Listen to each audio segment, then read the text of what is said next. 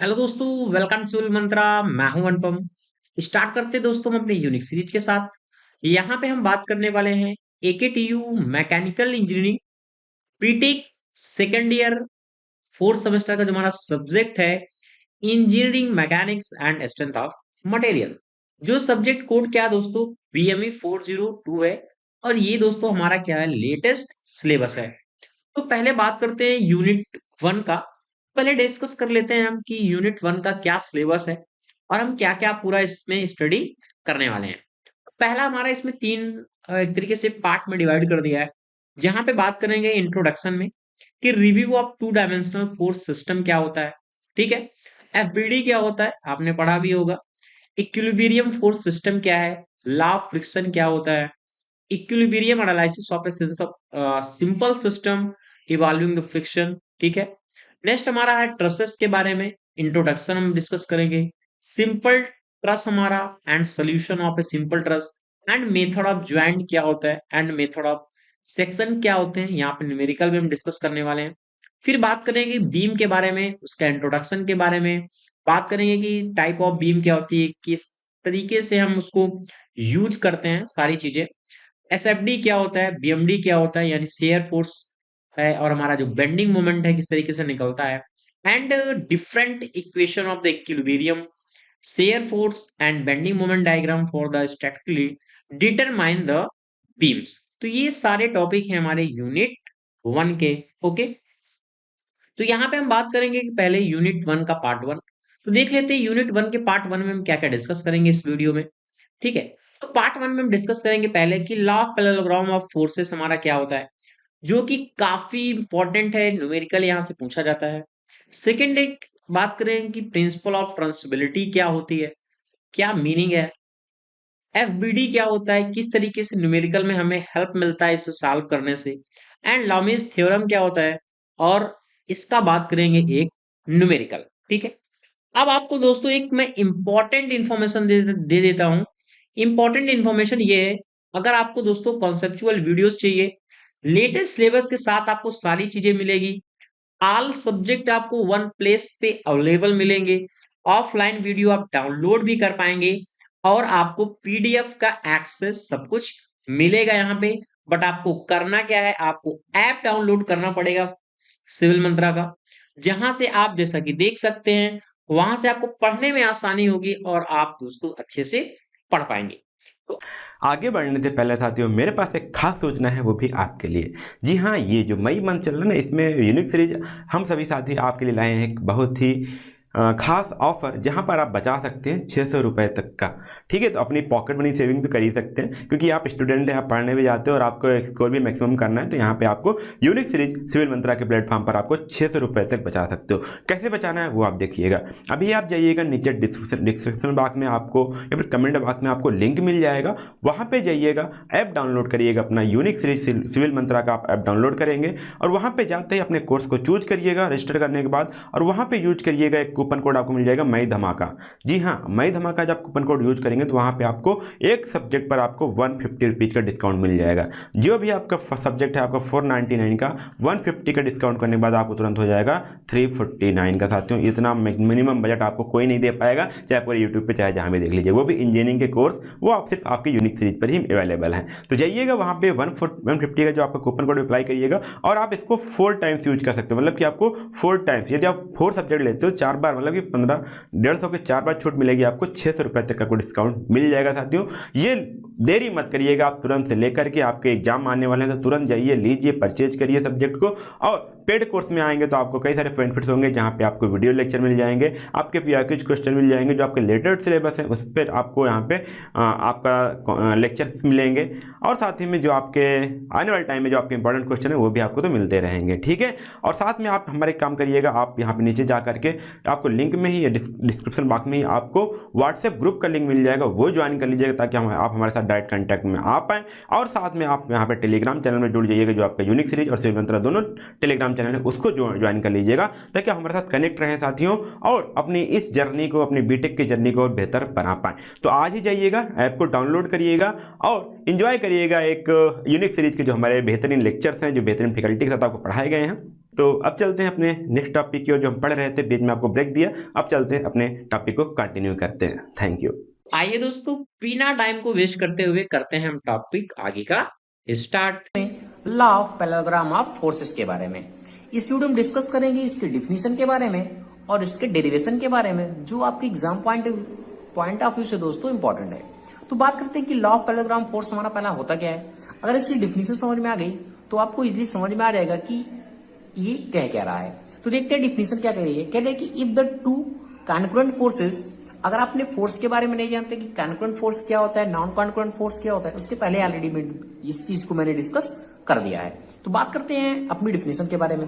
कह रहा है कि two concurrent forces acting at a point are represented in magnitude and direction by the two adjacent side of a parallelogram drawn from the point. ठीक है, then their resultant is represented in the magnitude and direction by the diagonal of the parallelogram drawn from the same point। कहने का मतलब क्या कह रहा है कि पहला हमें क्या करना है, टू हमें कॉन्करेंट फोर्स लेना है। अब कॉन्करेंट फोर्स हमारा ऐसा फोर्स होता है जिसका लाइन ऑफ एक्शन क्या होता है, एक सेम पॉइंट से स्टार्ट होता है। सपोज मैंने मान लिया दो फोर्स हमारे हैं, इसका मैंने मान लिया लाइन ऑफ एक्शन सेम होगा। ये फोर्स मैंने मान लिया दोस्तों P है, ये P है, और एक फोर्स मैंने मान लिया दिस इज क्या हमारा क्या है, Q है। हम ऐसा मान सकते हैं। ठीक है, हमारे टू कॉन्करेंट फोर्स हो गए जो क्या है, सेम O पॉइंट से स्टार्ट हो रहे हैं। ठीक है, कह रहा है कि are represented in magnitude and direction. ये क्या है, अपनी मैग्नीट्यूड भी है, इनका डायरेक्शन क्या है बता रहा है। ठीक है, अब क्या कह रहा है कि अगर इसका हम रिजल्टेंट देखें, अब कह रहा है कि bye the two adjacent side of parallelogram drawn from the point, then their resultant is represented in magnitude and direction by the diagonal। ठीक है, हमने क्या किया, एक डायगोनल लिया इस पे, जो हमारा रिजल्टेंट होगा, ये रिजल्टेंट मैंने मान लिया क्या है, R है। ऐसा मैं कर सकता हूं। तो मैं इसको क्या करता हूं, डैश डैश इस पॉइंट से लिया, और अगर इसको मैं यहां से कनेक्ट करता हूं तो ये क्या है, इस Q और P के जो भी एंगल बन गया, उस एंगल को मैंने मान लिया थीटा है। ओके, और इस R, Q और R के बीच में जो एंगल बन रहा है, ये हमारा क्या, मैंने बीटा मान लिया, और इस एंगल को मैंने मान लिया अल्फा। ठीक है, ऐसा हम कर सकते हैं इसमें। इस जो हमारी लाइन है, इस पे क्या किया मैंने, एक लंब डाल दिया परपेंडिकुलर इस तरीके से। अब ये एंगल हमारा कितना होगा, 90 होगा। अब ये थीटा है तो ये भी क्या होगा, थीटा होगा। यहां तक कोई प्रॉब्लम नहीं है। ये हमारा क्या पॉइंट है, O है। ये हमारा क्या था, पूरा P है, और ये हमारा क्या है, Q है। तो मैंने मान लिया O, इस पॉइंट को मैंने मान लिया A है, इसको मैंने C कंसिडर किया, इसको B, और ये हमारा पॉइंट हो गया D। ओके, ऐसे क्या करना है, आपको मान लेना है, जो भी डिफिनेशन कर रही है आप समझ में आ गया होगा। क्या कह रहा है कि टू कॉन्करेंट फोर्स है, P और हमारा Q है, acting at A same concurrent force का मतलब क्या होता है, सेम ओरिजिन से स्टार्ट हो रहे हैं। ठीक है, अब क्या है, इनका रिजल्टेंट फाइंड हुआ। क्या करें, डायगोनल हमारा क्या है, जो डायगोनल हमारा ये बन रहा है डायगोनल एंगल, उनके बीच में जो एंगल है उसको हमने फॉर्मेशन कर लिया है। अब हम बात करते हैं इसकी डिफिनीशन डेरिवेशन के बारे में कि उसको हम कैसे सॉल्व करेंगे। अगर हम देखें इस एंगल पे, अगर हम यहाँ साइन थीटा लें, सपोज दैट मैं यहाँ क्या करता हूँ, साइन थीटा कंसिडर करता हूँ, साइन थीटा। तो साइन थीटा हमारा क्या होता है, लंब बटे कर्ण। अब ये हमारा थीटा है ना, तो लंब क्या होगा हमारा, C और D, या फिर हम DC लिख सकते हैं, CD। और इस थीटा पे ये हमारा बेस हो गया, कर्ण क्या होगा, A और C होगा, A और C होगा, A तो होगा ना। अगर हम इसको फाइंड करना चाहें C और D को, तो हमारा क्या होगा, DC इक्वल टू हमारा क्या हो जाएगा, अब ये Q है तो ये भी हमारा Q होगा ना। तो हमारा Q साइन थीटा ऐसा हम लिख सकते हैं। ओके, तो हम कह सकते हैं कि हमारा जो C और D है, ये हमारा कितना है, Q साइन थीटा है। ओके, एक एक स्टेप दोस्तों ध्यान से देखिएगा, आपको पूरी चीज समझ में आएगी कि आखिर इसका डेरिवेशन क्या है, और आप डिफिनीशन एग्जाम में ऐसा लिख सकते हैं। ठीक है, अब देखो, अब यही मैंने क्या किया, कॉस थीटा लगाया। कॉस थीटा अपन हमारा आधार बटे हमारा होता है। ठीक है, आपको पता होगा, जनरली आपको पता होगा, जब हम बचपन से सीखते हैं लाल बटे कक्का। ठीक है, ये हिंदी मीडियम वालों के लिए इजिली समझ में आ रहा होगा। ठीक है, अब क्या है, जो हमारा कॉस है कितना, आधार बटे कर्ण होता है। अब आधार हमारा क्या, A और D है। मैंने मान लिया भाई हमारा AD है, और हमारा कर्ण क्या बन रहा है, A और C बन रहा है। A और C हमें चाहिए क्या, A और D चाहिए। अगर हम एडी को फाइंड करेंगे तो हमारा एडी कितना निकल जाएगा, आपको दिख नहीं रहा होगा, आप दिख रहा होगा। एडी इक्वल टू हमारा क्या हो जाएगा, ए सी। अब ए और सी, ए और सी हमारा कितना था, क्यू था ना, तो हमारा हो जाएगा क्यू और cos theta, this is the cos theta. यानी ए और डी का वैल्यू कितना है, क्यू कॉस थीटा। इसको हम कंसीडर कर सकते हैं, ये हमारा क्या है, क्यू कॉस थीटा है। ओके, ये चीज आपको याद रखनी है। अब देखो, अगर हम इसे राइट एंगल ट्रायंगल माने, इस पूरे की भी हम बात करते हैं, ठीक है, ओ डी और सी की बात करते हैं।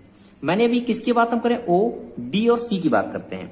जब ओ डी सी की बात करते हैं, ये हमारा एक तरीके से क्या है, राइट एंगल ट्रायंगल है, ये हमारा डी है ना, राइट एंगल ट्रायंगल है। और जब राइट एंगल ट्रायंगल है तो हमारा क्या थ्योरम लगती है। अगर हम देखें तुम्हारा ओ और जो हमारा सी स्क्वायर है, ओ सी स्क्वायर इक्वल टू हमारा कितना हो जाएगा, ये ओ डी स्क्वायर सी और डी स्क्वायर, यानी ओ डी स्क्वायर प्लस सी और डी स्क्वायर, ठीक है, ये स्क्वायर और ये स्क्वायर, ठीक है, क्योंकि ये हमारा क्या है, ये हमारा क्या लंब हो गया, ये हमारा बेस है, ये हमारा कर्ण है, ऐसा होता है हमारा फॉर्मूला, हमने फॉर्मूला लगा दिया। अब देखो यहां से हमारा क्या हो जाएगा, OC square, sorry OC square equal to ये हमारा ओ डी, ओ और डी है, ये कितना है हमारा, ओ ए है, ए और डी है, हम लिख सकते हैं ओ ए प्लस ए और डी। ओके दोस्तों, ये और हमारा ये हो जाएगा डीसी स्क्वायर पे सी डी स्क्वायर, हम कुछ भी लिख सकते हैं। अगर दोस्तों जो मैं पढ़ा रहा हूं, अगर आपको कोई भी डाउट होता है किसी भी पॉइंट पे, तो आप कमेंट सेक्शन में पूछ सकते हैं। यहां तक आपको समझ में आ गया होगा। अब क्या कर रहे हैं हम, इसकी वैल्यू को क्या करें, एक एक वैल्यू को पुट करते हैं। देखना ओ सी हमारा कितना है, ओ सी हमारा रिजल्टेंट है, एक तरीके से आर है जो हमारा डायगोनल है, ये मैंने लिख दिया आर स्क्वायर, ठीक है। हमारा ओ ए कितना है, ओ ए पी है, दिस इज द पी, और ईडी हमने कितना फाइंड किया, क्यू, ये हमने फाइंड किया कॉस थीटा, ठीक है, ये हमारा होल स्क्वायर हो गया। और डी और सी भी हमने फाइंड कर लिया, कितना हमारा है, क्यू साइन थीटा, ठीक है, यहां तक कोई भी प्रॉब्लम नहीं है। अब इसको हम क्या करते हैं, सॉल्व करते हैं, तो हमारा कितना होगा, ए प्लस बी के स्क्वायर, क्यू स्क्वायर और की square cos square theta plus ये कितना हो जाएगा, टू पी क्यू, और ये हमारा हो जाएगा कॉस थीटा, ये कितना निकल के आएगा, Q square and sign square theta, ये हमारा कितना था, आर स्क्वायर के बराबर था, ठीक है। अब देखो, अब इसको हम क्या लिख सकते हैं, R square equal to P square, ठीक है।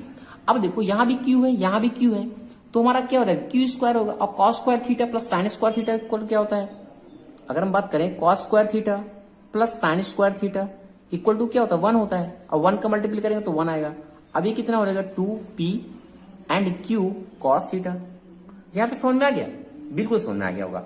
अगर हम r फाइंड करें इसके रिजल्टेंट को, तो हम क्या लिख सकते हैं, रूट में लिख सकते हैं p square plus Q square plus 2pq cos theta. तो ये दोस्तों इसका होता है मैग्नीट्यूड ऑफ रिजल्टेंट, यानी एक तरीके से इसका हम क्या है, रिजल्टेंट हमने फाइंड कर लिया r को, ठीक है। अब हम बात करते हैं इसके मैग्नीट्यूड को, कि इसके मैग्नीट्यूड को हम कैसे फाइंड करेंगे। ये तो हमारा रिजल्टेंट निकल गया है लॉ पैरेललोग्राम को, बात करते हैं इसके मैग्नीट्यूड का डेरिवेशन हम कैसे करेंगे। अब वो थोड़ा सा फिगर देखना आपने, यहाँ आपको दिख रहा होगा थोड़ा, क्योंकि कैलकुलेशन थोड़ा लंबा हो रहा है। अब देखो, अगर मैं यहाँ अल्फा को फाइंड करूं, टेन अल्फा को फाइंड करूं, तो हमारा क्या हो जाएगा, ये टेन अल्फा इक्वल टू क्या रहेगा, क्या होता है, लंब बटे आधार होता है टेन का। अभी इसमें लंब कौन है, सी और डी है ना, यानी डी सी अभी सी डी लिखें, और बेस हमारा क्या है, ओ और डी है, यही है ना। अब फिर हम यहाँ क्या लिख सकते हैं, टेन अल्फा इक्वल टू क्या लिख सकते हैं, लिख सकते हैं डी सी, ओ और डी है हमारा क्या, ओ और ए हो जाएगा, ए प्लस डी हो जाएगा, यानी ओ ए प्लस ओ और डी। ओके, अब यहां से क्या हुआ, टेन अल्फा इक्वल टू क्या हो गया, सी और डी का वैल्यू हमारा कितना है, Q sine theta, this is the Q sine theta upon O और ए कितना है, पी है, और ये हमारा ये हो जाएगा क्यू कॉस थीटा। तो ये दोस्तों इसका होता है मैग्नीट्यूड। ये आपको समझ में आ गया होगा कि हमारा मैग्नीट्यूड होता है, ठीक है। ये सपोज दैट, अगर हम मानते हैं, यहां थोड़ा सा ऊपर में करता हूं, आपको समझ में आ रहा होगा। अगर हम सपोज दैट एक चीज मान लें एक तरीके से, कि हमारा जो सी डी है, यहां सी और डी को अगर हम क्यू साइन थीटा कंसिडर करें, सी और डी को, ये हमारा क्यू साइन थीटा है, लो भाई, सी डी हमारा क्या है, क्यू साइन थीटा हो, और ओ और ए हमारा क्या है, पी है यहां तक, और ए और डी तक क्यू साइन थीटा था, ठीक है। बट तो ये सारी कंडीशन हमारी कितना थी, टेन अल्फा के लिए थी। अगर हम सपोज दैट इस बीटा को भी फाइंड करना हो, तो क्या निकल के आएगा, अगर हम बीटा को भी फाइंड करें तो हम यहां लिख देंगे, इसको मैं हटा देता हूं, आपको आगे समझ में आ गया होगा ये चीज। तो हम लिख सकते हैं कि tan बीटा इक्वल टू हमारा क्या होगा, tan बीटा इक्वल टू हमारा होगा p sin थीटा, और ये हमारा निकल के आएगा q plus p cos theta. ठीक है, अब यहां तक दोस्तों आपको पूरा डेरिवेशन कंप्लीट हो गया कि आखिर हम इसे सॉल्व कैसे करते हैं। अब दोस्तों इसकी कुछ स्पेशल कंडीशन होती है, वो भी मैं आपको डिस्कस कर देता हूं।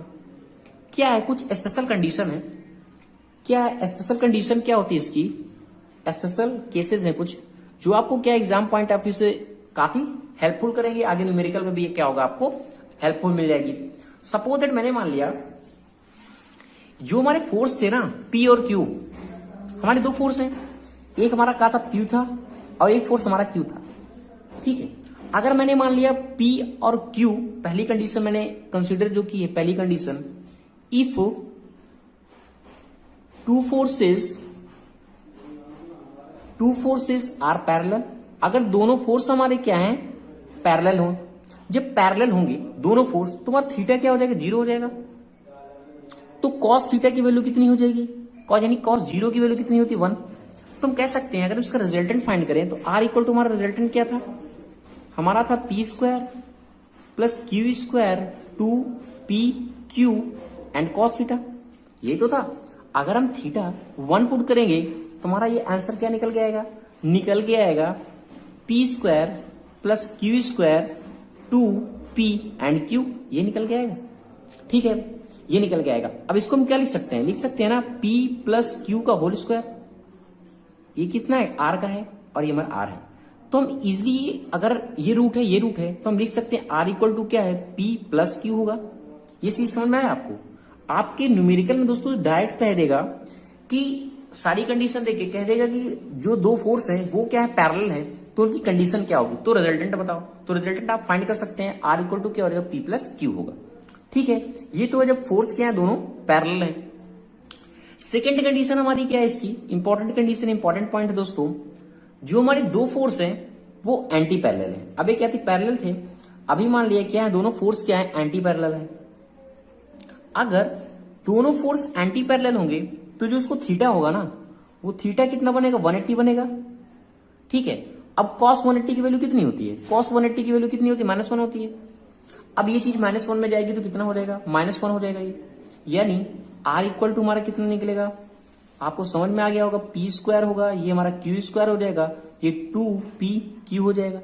दोनों का स्क्वायर है तो r इक्वल टू क्या निकलेगा, p माइनस क्यू निकलेगा। ठीक है, यही मेरा बताने का मकसद था कि r इक्वल टू हमारा कितना हो जाएगा, p माइनस क्यू हो जाएगा, जो हमारा क्या एंटी पैरेलल की कंडीशन दी हुई है। ठीक है, अब एक कंडीशन और इंपॉर्टेंट दोस्तों, वो भी मैं डिस्कस कर देता हूं कि अगर जो दो फोर्स हैं p और q वो क्या है परपेंडिकुलर है। क्या है, if the two forces are perpendicular, कैसे हैं, परपेंडिकुलर हैं, तब क्या होगा, जब परपेंडिकुलर होंगे तो थीटा कितना बनेगा, 90 बनेगा, आपको पता है।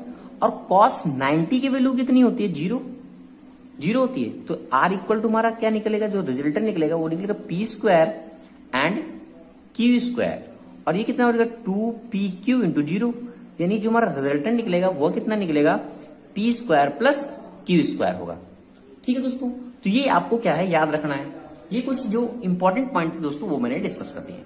तो प्रिंसिपल ऑफ ट्रांसबिलिटी के बारे में, जिसे हम कहते हैं प्रिंसिपल ऑफ ट्रांसबिलिटी ऑफ फोर्सेस के बारे में। ठीक है, तो पहले पढ़ते हैं इसकी डिफिनीशन, फिर डिफिनीशन क्या कह रही है, उसकी मीनिंग क्या है, उसके बारे में आपको समझ में इजिली आ जाएगा। वीडियो को स्टार्ट करने से पहले दोस्तों आपसे रिक्वेस्ट है, अगर आप चैनल पे नए हैं तो चैनल को जरूर सब्सक्राइब कर लें। बात करते हैं कि हमारा प्रिंसिपल ऑफ ट्रांसबिलिटी ऑफ फोर्सेस हमारा क्या होता है।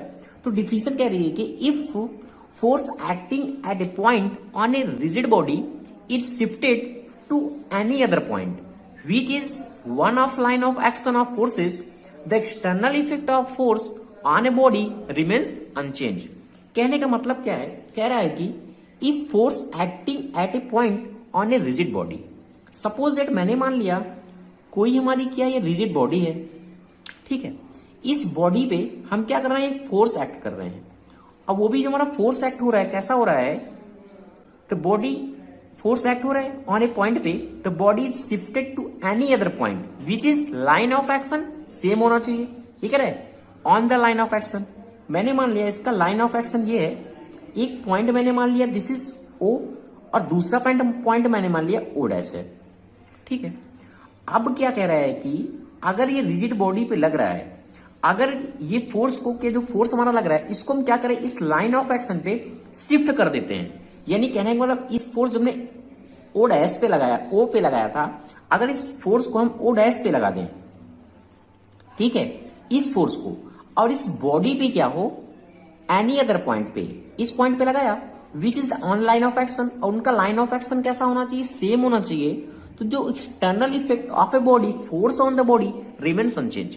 कहने का मतलब इस बॉडी पे कोई भी चेंज नहीं होगा, यही हमारी ट्रांसमिसिबिलिटी ऑफ फोर्सेस कहता है। फिर से देखते हैं क्या कहता है।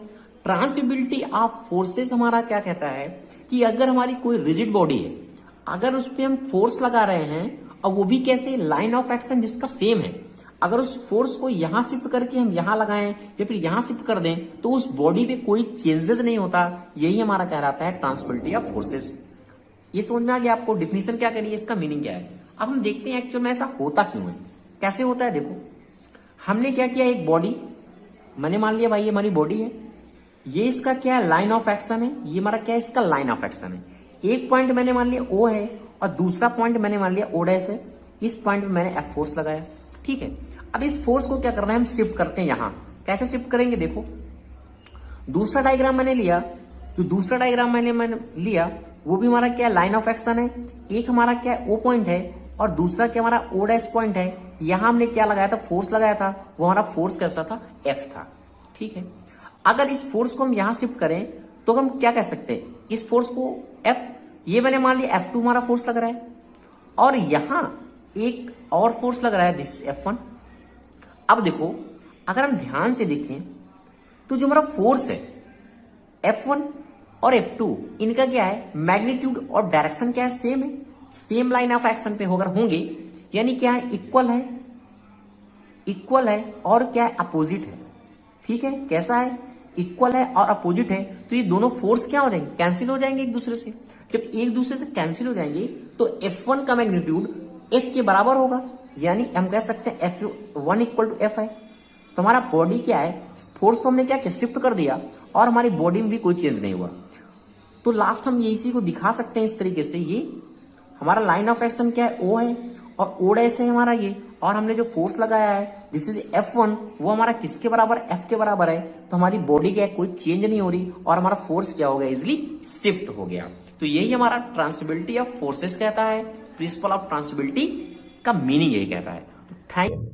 तो पहले हम बात करते हैं फ्री बॉडी डायग्राम होता क्या है, ठीक है। फ्री बॉडी डायग्राम है क्या, बड़ा इजी वर्ड है, एफबीडी आप पूरे मैकेनिक्स में या पूरे कॉलेज में सुनते होंगे, एफबीडी क्या है, एफबीडी क्या है, फ्री बॉडी डायग्राम क्या है।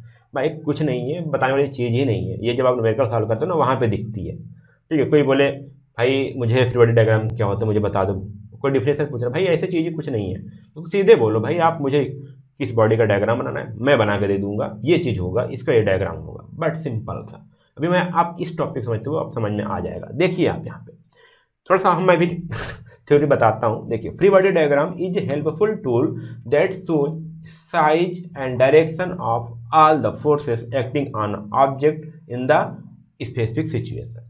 साइज मतलब साथियों हम मान के लिए मैग्नीट्यूड, क्या मैग्नीट्यूड, ऐसा नहीं कि कोई शेप का साइज है वहाँ बात करूँ, मैं यहाँ पे मैग्नीट्यूड की बात करूँगा। डायरेक्शन यहाँ पे पुल या पुश, ठीक है, या फिर क्या होगा डायरेक्शन मतलब कितना एंगल थीटा बना रहा है किस ऑब्जेक्ट से, वो तीन चीज़ मैंने बात किया था ना। नेचर बताएगा, देखिए यहाँ डायरेक्शन पुल से मैंने वहाँ बताया था मैग्नीट्यूड, मतलब जिसमें हम मैग्नीट्यूड शो करते हैं, डायरेक्शन शो करते हैं, नेचर शो करते हैं, ठीक है, उसकी कंडीशन बताते हैं। तो हमारा क्या है, ऐसे इसको एक डायग्राम बनाते हैं जो हमको ये सारी चीज़ देखने को या रिप्रेजेंट करने के लिए वो आसान हो जाए, ठीक है। क्योंकि फोर्स क्या करता है, किसी देखिए यहाँ बोला गया किसी भी ऑब्जेक्ट पर वो एक्ट कर रहा है, ठीक है, उसकी सिचुएशन को बता रहा है कि फोर्स की सिचुएशन क्या है, किस प्रकार से एक्ट कर रहा है, कितना एक्ट कर रहा है, किस डायरेक्शन में एक्ट कर रहा है, उसका नेचर क्या है। तीन चीज़ मैंने बताया, कितने मैग्नीट्यूड है, कितने न्यूटन फोर्स लग रहा है, कितना नेचर है, पुल है या पुश है, कितने थीटा पर उसका डायरेक्शन क्या है, वो सब चीज़ आपको बताता है। देखिए यहाँ पे एक बॉडी है, ठीक है, एक सरफेस है, फ्रिक्शन लेस सरफेस यहाँ मान चलते हैं, ठीक है, क्योंकि फ्रिक्शन सरफेस होता है तो वहाँ पे फोर्स और एक्ट करता है, जो आपको फ्रिक्शन वाले पार्ट में बताऊंगा। ये फ्रिक्शन लेस है बिल्कुल, ठीक है, यहाँ फ्रिक्शन लगेगा नहीं, वो रिस्ट पे है। तो क्या करेगा, बॉडी का कोई एक वेट होगा, ठीक है, बॉडी का वेट तो बात छोड़ो, ठीक है, बॉडी की वेट भी मैं बात नहीं करूँ, मान लीजिए तो यहाँ पे एक फोर्स एक्ट कर रहा है, क्या फोर्स एक्ट कर रहा है इस बॉडी पर, ठीक है, जिसका देखिए यहाँ पे उसका मैग्नीट्यूड एफ है मान लो, उसका जो डायरेक्शन है वो क्या है, जिसका जो नेचर है वो क्या है, यहाँ पे पुश करने का है बॉडी को, ठीक है, बॉडी को पुश करने का है। और देखिए उसका जो थीटा है, जो एंगल ऑफ बॉडी कितना है, 90 डिग्री है, ठीक है, ये चीज़ आपको समझ में आ गया। बट ये किस सरफेस पर रखा है तो सेम क्या होगा, आप जानते हैं इक्विलिब्रियम, ठीक है, एक्शन रिएक्शन का फोर्स जानते हैं, न्यूटन का थर्ड लॉ। अब सेम जिस सरफेस पर रखा है वो भी उतना रिएक्शन फोर्स लगाएगी, ठीक, जस्ट उसी के अपोजिट, ठीक है। तो ये आपका रिएक्शन फोर्स हो गया, ये भी क्या रहा है, जस्ट बॉडी के 90 डिग्री पर एक्ट कर रहा है, क्योंकि ये भी 90 डिग्री पर एक्ट कर रहा है, ठीक, और ये भी इस बॉडी का, ये क्या करेगा, उस ये पुश करेगा तो इसको पिल करेगा, ये चीज़ है। अब इसका फ्री बॉडी डायग्राम बनाना, तो हम क्या करेंगे, ये इसके लाइन ऑफ एक्शन पे पॉइंट ले लेंगे, ठीक है, पार्टिकल ले लिया, मान लीजिए इसको एक पार्टिकल बना दिए यहाँ पे, ठीक है। अब ये फोर्स किधर ऐड कर रहा है, इस पॉइंट पे आ रहा है, तो इसको मैंने यहाँ से मिला दिया, ठीक है। अब यहाँ पे मैंने एरो लगा दिया, ठीक है, ये समझ में आ गया, जो फोर्स ऐड कर रहा है, देखिए ऐसे ऐड कर रहा है, यहाँ पे मैंने एरो लगा दिया। अब जो रिएक्शन फोर्स है वो भी नीचे से अपवर्ड, जो है अपवर्ड एक्ट कर रहा है, तो मैंने नीचे से लगाया, ठीक है, यहाँ पे एक एरो लगा दिया, या फिर यहाँ पे लगा सकते हो, उसका नाम रख दिया आर। बस ये देखो, इतना बड़ा फिगर बनाने की जरूरत नहीं थी आपको, इतने बड़े फिगर को मैंने सिंप्लीफाई करके इतने मैंने बना दिया। अब ये हमारा क्या हो गया, ये हमारा हो गया फ्री बॉडी डायग्राम। बस सिंपल था, चीज़ों को सिंपल करने का तरीका आपको यहाँ पे फ्री बॉडी डायग्राम बताता है। यदि आप फ्री बॉडी डायग्राम बनाओगे तो न्यूमेरिकल बिल्कुल ईजी हो जाता है, ठीक है। जैसे मान लीजिए अब इसका आपको समझ में आ गया, अच्छा ये 90 डिग्री है, ये एंगल 90 डिग्री है, इसका मैग्नीट्यूड पता चल गया, इसका नेचर पता चल गया किधर एक्ट कर रहा है। तो अब आगे जो आप मैं आगे फार्मूले बताऊंगा या फिर आगे टेक्निक्स बताऊंगा, वो आप उससे क्वेश्चन सॉल्व कर लोगे। अच्छा, सिंपल सा फ्री बॉडी डायग्राम था, थोड़ा सा और आगे चलते हैं। यहाँ पे देखिएगा, यहाँ पे एक वाल था, ठीक है, यहाँ पे एक वाल है, स्मूथ वाल है, ठीक है, यहाँ पे एक गोला हुआ है, एक स्फीयर है, गोला है, जो एक रस्सी से टंगा हुआ है, ठीक है। अब इसका फ्री बॉडी डायग्राम बनाना है, तो अब इसको आप ऐसे एनालाइज करोगे तो आपको थोड़ा सा मुश्किल होगी, ठीक है, चीज़ों को समझने में, चीज़ों को बनाने में, ठीक है, क्योंकि यहाँ पे गोला है, क्या चीज़ है, कैसे है, क्योंकि यहाँ पे फोर्स तो बताया नहीं गया है। तो देखिए यहाँ पे अब ये नीचे तनना है, ये इससे रस्सी से लटका है, तो रस्सी में एक तनाव होगा जो अपवर्ड की ओर होगा ना। अब ये क्या है, एक हमारा किसी स्मूथ सरफेस पे टिका हुआ है, यहाँ पे ये इधर कुछ ना कुछ फोर्स ऐड करा होगा, तो सेम रिएक्शन फोर्स लग रहा होगा इस पे, जिसको हम रिएक्शन फोर्स बोलते हैं आर, ये फोर्स हो गया। और इस बॉडी कुछ ना कुछ वेट होगा, सेल्फ वेट होगा, नेग्लिजिबल तो नहीं होगा, इसलिए यहाँ बोला गया स्फीयर बोला गया है, तो ये इसको सिंपल नीचे ऐड करेगा, ठीक है, एक तो करेगा ना नीचे की ओर, जस्ट नीचे की ओर, ध्यान दीजिएगा, इससे आपको कुछ चीज़ें और समझ में आ रही है। देखिए यहाँ पे तनाव इधर वर्क करेगा, रिएक्शन फोर्स क्या है, प्लेन के हमेशा रिएक्शन फोर्स जो होता है वो प्लेन के परपेंडिकुलर होता है, ठीक है, 90 डिग्री पर रिएक्ट करता है, ठीक है। और कहीं भी वेट मिलेगा आपको डायरेक्ट डाउनवर्ड एक्ट करेगा, ग्रेविटी के कारण हमारा वेट आता है, डायरेक्ट डाउनवर्ड वेट ऐड करेगा। तो यहाँ पे समझिएगा इसका फ्लो डायग्राम कैसे बनेगा। ये तो बहुत काफ़ी ज़्यादा बना दिया, तभी इसने ज़्यादा बनाया है, तभी कॉम्प्लिकेटेड हो सकता है। आपको और आसान बनाना है तो आप ऐसे करिएगा, मान लीजिए एंगल हमारा थीटा है, अभी तो यहाँ दिया नहीं है, थीटा दे सकता है, ये नहीं दे सकता है। ये आप क्या करो, देखिए यहाँ पे ये पॉइंट हो गया, इसका मैं एक सेंटर पॉइंट ले लिया, इसका जो वेट है वो डाउनवर्ड ऐड करते हुए दिखा दिया। यहाँ पे ये सरफेस था, इसका मैंने क्या किया, रिएक्शन फोर्स दिखा दिया, और ये हमारा क्या हो गया, टेंशन फोर्स हो गया, ठीक है। ये फ्री बॉडी डायग्राम है, बट ये भी अभी कॉम्प्लिकेटेड है, इसको और आसान बनाता हूँ आपको इस भाषा में, FBD में बताता हूँ आपको कैसे बनेगा, ठीक है, और आसान था न्यूमेरिकल और सॉल्व करना आसान हो जाएगा। बट यहाँ पे थीटा इसका मेंशन कर दो, यहाँ थीटा हो गया, ठीक है। अब देखिए मैंने इसको भी, ये गोला भी हटा दिया, सरफेस भी हटा दिया, अब मैं सिर्फ एक पॉइंट रखता हूँ, ठीक है, पॉइंट रखा, इसका सेल्फ वेट जो है वो W है, वो डाउनवर्ड लग रहा है, ठीक है। अब जो रिएक्शन फोर्स है, देखिए लाइन ऑफ एक्शन है ना, इसको मैं तो यहाँ भी दिखा सकता हूँ ना, रिएक्शन फोर्स यहाँ तक ले चले जाओ, जहाँ तक ले जाना हो, ठीक है, घर से कॉलेज तक लेके चले जाओ, कोई दिक्कत नहीं है।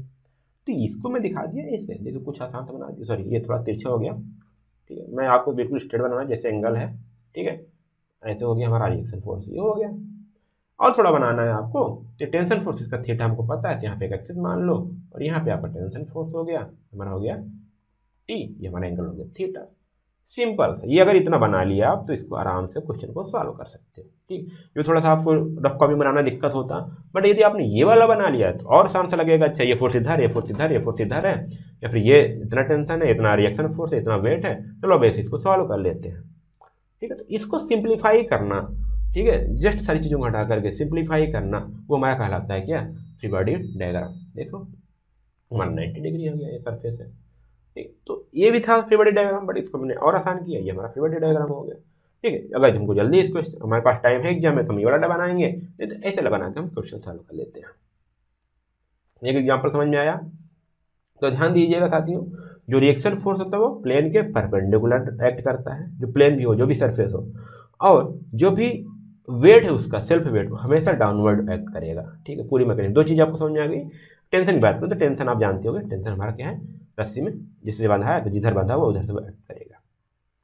चलो थोड़ा सा और आगे चलते हैं, एक स्टेप और देख लेता हूँ मैं, जो आपको समझ में आ जाएगा। ठीक, यहाँ पे एक वी शेप है, क्या है, वी शेप है, जिसमें एक स्फीयर है, इसमें मतलब ये गोला, गोले में उसका कोई ना कुछ वेट होगा ना, गोले में एक वेट होगा, वो भी एक्ट करेगा, बिल्कुल एक्ट करेगा। तो वी शेप में ये गोला रखा हुआ है, इसका फ्री बॉडी डायग्राम क्या बनेगा वो भी मैं बात करता हूँ। ठीक है, तो मैं इसका मिडिल पॉइंट ले लेता हूँ, सेंटर पॉइंट ले लेता हूँ। ठीक है, यहाँ पे मैंने बात किया। अब देखिए यहाँ पे ये प्लेन ऐड करना, ये इधर इसका लोड इस पर भी आएगा, जो वेट है थोड़ा थोड़ा इस पर एक्शन मारेगा, तो इसका एक डायरेक्ट एक रिएक्शन फोर्स आएगा, जिसको हम नाम दे सकते हो आर। देखो रिएक्शन फोर्स है, नामकरण भी जान लो कैसे दिया गया। ठीक है, देखिए रिएक्शन फोर्स, देखिए यहाँ बोला गया ये सेंटर पे ऐड कर रहा था, सी पे टच हो रहा था, इसलिए यहाँ पे आर से दिया गया था। ठीक है, ये ए पॉइंट हमने रिएक्शन फोर्स निकाला, तो यहाँ पे इसको डोनोट किया आर ए। ठीक है, कैपिटल आर ए कर सकते हो। ठीक है, ये कैसे जाएगा, ये इस साइड का काम करेगा, यहाँ पे ऐसे काम करेगा। ठीक है, और इसका मैग्नीट्यूड हो गया हमारा आर है। बी पे भी एक होगा, ठीक है, वो भी कैसे एक्ट करेगा, कुछ ऐसे जाएगा। ठीक है, ऐसे जाएगा, बी पॉइंट पे ऐड कर, इसका जो रिएक्शन फोर्स है हम इसको लिखेंगे R B, R for reaction, B एक हमारा पॉइंट है। ये समझ में आया। ठीक है, अब इसका एक वेट ऐड होगा, वेट होगा सेल्फ वेट, इसको हम वेट को हम डिनोट करते हैं किससे, डब्ल्यू से। ठीक है, ये टर्मिनोलॉजी समझ लीजिए, डब्ल्यू क्या है, आर क्या है, बी, ये सब कैसे आता है, आर ए कैसे होता है, आर बी क्या होता है, आर मतलब रिएक्शन फोर्स, बी मतलब उसका सेल्फ वेट होता है, तो हम डब्ल्यू से डिनोट करते हैं। ठीक, अब इसको और डिसिम्प्लीफाई करना है, हमने लाइन ऑफ एक्शन पढ़ा, इसको अगर हम और आगे कंटिन्यू करें तो कहीं ना कहीं इंटरसेक्ट कर रही है, फिर इसका जो पॉइंट तक जा रहा है, तो यहाँ पे जो पॉइंट आ रहा है, अब यहाँ पे देखिए इसको थोड़ा और सिंप्लीफाई किया गया, इसको और लिखा गया, इसी पॉइंट सेंटर पॉइंट हो गया, यहाँ पे R A reaction force at point A ऐसे ऐड कर रहा है, और ये रिएक्शन पॉइंट एड भी ऐसे वर्क कर रहा है। ठीक, तो हमारा क्या हो गया, इसको हम बोल सकते हैं फ्री बॉडी डायग्राम। आज हम इसको और गोले को भी हटा दें तो लो और भी आसान हो गया, ये सेल्फ वेट हो गया हमारा क्या, डब्ल्यू हो गया, और ये ऐसे हो गया। ठीक है, हमारा क्या हो गया, आर बी हो गया। ठीक है, और ये हमारा हो गया इधर का आर ए हो गया, ऐसे ऐड कर रहे हैं। अच्छा, और सिंप्लीफाई करना है, इसको और क्या बना सकते हो, थोड़ा देखिएगा, इसको मैं और ये हमारा डब्ल्यू हो गया। ठीक है, अब देखिए यहाँ तक लाया, मैंने इसको लाइन ऑफ एक्शन और बढ़ा के बढ़ा सकता हूँ, तो मैंने इसको ऐसे बना दिया, बन हो गया आर बी। बट जो थीटा का खेला है उसको ध्यान देते रहिएगा, थीटा एंगल भी हमको निकालना है, इसमें एंगल दिया नहीं है, अभी जब सॉल्व करेंगे तो एंगल भी आएगा। इसको हम ऐसे भी दिखा सकते हैं, इसको हम आगे बढ़ा दिए, हम इसको यहाँ भी दिखा सकते हैं, आर यहाँ पे ए हो गया, ऐसे भी है। ठीक है, बाकी जो एंगल बन रहा है वो आप एंगल बना लीजिएगा, जो यहाँ थीटा बन रहा है, यहाँ जो थीटा बन रहा है वो इधर थीटा बन जाएगा, यहाँ थीटा बनना, मान लीजिए यहाँ पे अल्फा बनना है तो ये इधर जो जाएगा अल्फा बन जाएगा, यहाँ थीटा बनना तो ये थीटा बन जाएगा। ठीक है, तो ये चीज़ आप एंगल ध्यान दीजिएगा, एंगल क्या है, और इसको देखिए एक फ्री बॉडी डायग्राम ये बन सकता है, एक ये बन सकता है, एक ये बन सकता है। तो आप इसमें कंफ्यूज मत होइएगा, कैसे बनाए वो समझ लीजिए। वो बनाए ना, लाइन ऑफ एक्शन जो है उसका एक्शन लाइन, उसको आगे बढ़ा सकते हैं, कंटिन्यू कर सकते हैं, बट ध्यान दीजिएगा जो फोर्स ऐसे जा रहा है तो ऐसे ही जाएगा। ठीक है, अगर ऐसे जा रहा था तो ऐसे ही गया, ये फ्री बॉडी डायग्राम बनाया जा सकता था। ठीक है, इससे हमको पता क्या क्या चलता है, देखिए यहाँ पे बोला गया a simplified version of the body. इससे हम क्या कर सकते हैं, मोस्ट कॉमनली अ बॉक्स। ठीक है, एक बॉक्स में एक जो एक सिंप्लीफाई कर सकते हैं बॉडी का। ठीक है, वर्जन का एक सिंप्लीफाइड वर्जन है, इसमें कोऑर्डिनेट सिस्टम जैसे हमने थीटा बताया था, ठीक है, एरो बता रहा हूँ कितना वेक्टर जा रहा है, ये चीज़ हम उसको लोकेशन को फाइंड आउट कर पाएंगे। Forces are presented as a arrows pointing in the direction they act on the body. इसमें जो क्या कर रहा है कि यहाँ पे जो यहाँ पे क्या है, फोर्स जो एक्ट कर रहा है। ठीक है, फोर्स हमने क्या रहे हैं, एक एरो पॉइंट जो बॉडी को पॉइंटिंग करते हुए हम इसको ऐसे शो कर रहे हैं, ठीक है। Movement showed at a curve arrows, मतलब हम ऐसे शो करते हैं, ठीक है। जब मूवमेंट की बात होगी तो अगर मूवमेंट ऐसा लग रहा क्लॉकवाइज तो क्लॉकवाइज ऐसा होगा, एंटी क्लॉकवाइज होगा तो ऐसा होगा, ठीक है। वो भी आगे हम बात करेंगे, ठीक है। इन the direction they act on the body, किस एक्शन में किस डायरेक्शन में एक्ट कर रहे हैं मूवमेंट, उसको हम ऐसे एरोस कर्व एरोस दिखाते हैं। जो फोर्स होते हैं उनको हम एरोस से, सिंपल एरो से दिखाते हैं, ठीक है। तो ये चीज़ हम थोड़ा सा फ्री बॉडी डायग्राम में हम समझ पाते हैं।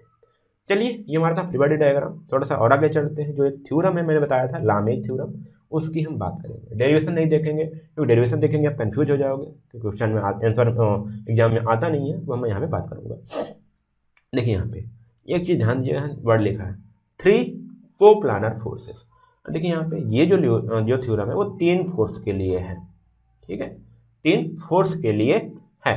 और फोर्स कैसे हो, एक प्लेन में एक्ट कर रहे हो, acting on a point in a body keep it in equilibrium. और देखिए एक बॉडी पे फोर्स एक्ट कर रहे हैं, ठीक है। और कैसे हैं, एक पॉइंट पे एक्ट कर, मतलब ये कॉनकरेंट हो सकते हैं, ठीक है। कॉनकरेंट फोर्सेस हैं और 3 फोर्सेस हैं।